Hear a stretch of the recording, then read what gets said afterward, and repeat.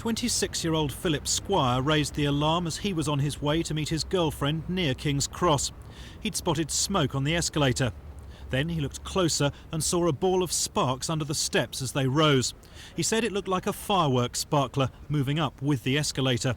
So he jumped up the steps to avoid it and ran to the excess ticket office to raise the alarm. I wasn't unduly frightened.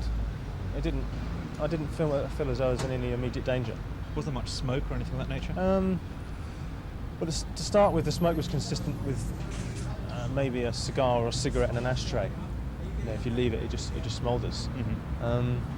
But then within a couple of seconds, it increased a huge amount.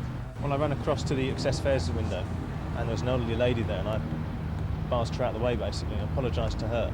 And I said to the guy, you know, there's a fire on the escalator. I said, excuse me, I think there's a fire over there. I pointed towards number 4 escalator, which is where the fire apparently started. And he hesitated for maybe a second. Not even that, he just turned round to his right, picked up the telephone and started speaking into it. Moments later, computer programmer Abdeslam Karmoun pressed the emergency stop button on the escalator. He shouted warnings, but his voice didn't carry far enough and people still got on the escalator. Sub-Officer Roger Bell was one of the first firemen on the scene. He joined Station Officer Colin Townsley, who later died, to try to assess the fire, which at that stage didn't appear to pose any problem at all. Officer Bell went down the escalator to keep people away, and he then tried to tackle the fire 3 times as it rapidly spread, because the help he was expecting from above failed to materialise. Marcus Powell for Thames News.